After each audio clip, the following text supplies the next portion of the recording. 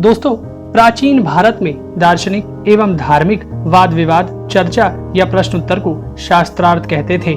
इसमें दो या अधिक व्यक्ति किसी गूढ़ विषय के असली अर्थ पर चर्चा करते थे। किसी विषय के संबंध में सत्य और असत्य के निर्णय हेतु परोपकार के लिए जो वाद विवाद होता है उसे शास्त्रार्थ कहते हैं। शास्त्रार्थ का शाब्दिक अर्थ तो शास्त्र का अर्थ है।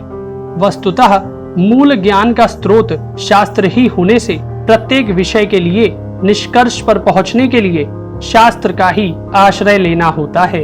अतः इस वाद विवाद को शास्त्रार्थ कहते हैं, जिसमें तर्क, प्रमाण और युक्तियों के आश्रय से सत्यासत्य निर्णय होता है। शास्त्रार्थ और डिबेट में बहुत अंतर है। शास्त्रार्थ विशेष नियमों के अंतर्गत होता है, अर्थात ऐसे नियम जिनमें सत्य और असत्य का निर्णय होने में आसानी हो सके। इसके विपरीत डिबेट में ऐसे पूर्ण नियम नहीं होते। चलिए अब उदाहरण सहित जानते हैं कि शास्त्रार्थ होता कैसे था। इस कथन का वर्णन महाभारत ग्रंथ के वन पर्व में मिलता है। दोस्तों, यह शास्त्रार्थ राजा जनक के राज्य मंडप में अष्टावक्र और बंदी के बीच हुआ था। अष्टावक्र ने क्रोध में आकर यह कहा था कि जैसे प्रलयकालीन अग्नि के निकट नदी का प्रवाह सूख जाता है, उसी प्रकार मेरे सामने तुम्हारी वाद शक्ति नष्ट हो जाएगी। अब तुम प्रश्नों का उत्तर दो और मैं तुम्हारी बातों का उत्तर देता हूँ। जब भरी सभा में अष्टावक्र ने क्रोध के साथ गरजकर इस प्रकार ललकारा था तो बंदी ने कहा, अष्टावक्र, एक ही अग्नि अनेक प्रकार से प्रकाशित होता है। एक सूर्य सारे जगत को प्रकाशित कर रहा है। शत्रुओं का नाश करने वाला देवराज इंद्र एक ही वीर है तथा पितरों का ईश्वर यमराज भी एक ही है। तब अष्टावक्र ने कहा, इंद्र और अग्नि ये दो देवता हैं। नारद और पर्वत ये देवर्षि भी दो हैं। दो ही अश्विन कुमार हैं। रथ के पहिए भी दो होते हैं और विधाता ने पति और पत्नी ये सहचर भी दो ही बनाए हैं। बंदी ने कहा, यह संपूर्ण प्रजा कर्मवश तीन प्रकार से जन्म धारण करती है। सब कर्मों का प्रतिपादन भी तीन वेद ही करते हैं। अद्वै अर्जुन भी प्रातः, मध्याह्न और साय इन तीनों समय यज्ञ का अनुष्ठान करते हैं। कर्मानुसार प्राप्त होने वाले भोगों के लिए स्वर्ग, मृत्यु और नरक ये लोक भी तीन ही हैं तथा वेद में कर्मजन्य ज्योतियां भी तीन प्रकार की हैं। अष्टावक्र ने कहा, ब्राह्मणों के लिए आश्रम चार हैं। वर्ण भी चार ही यज्ञों द्वारा अपना अपना निर्वाह करते हैं। मुख्य दिशाएं भी चार ही हैं। ओमकार के अकार, उकार, मकार और अर्धमात्रा ये चार ही वर्ण हैं तथा परा, पश्यंती, मध्यमा और वैखरी भेद से वाणी भी चार ही प्रकार की कही गई हैं। बंदी ने कहा, यज्ञ की अग्नियां पांच हैं। पंक्ति छंद भी 5 पदोमाला है। यज्ञ भी 5 ही प्रकार के हैं। इंद्रियां 5 हैं। वेद में पंच शिखावली अप्सराएं भी 5 हैं तथा संसार में पवित्र नद भी 5 ही प्रसिद्ध हैं। अष्टावक्र ने कहा, कितने ही इस प्रकार कहते हैं कि अग्नि का आधान करते समय दक्षिणा में गौ 6 ही देनी चाहिए। काल चक्र में ऋतुएं भी 6 ही रहती है।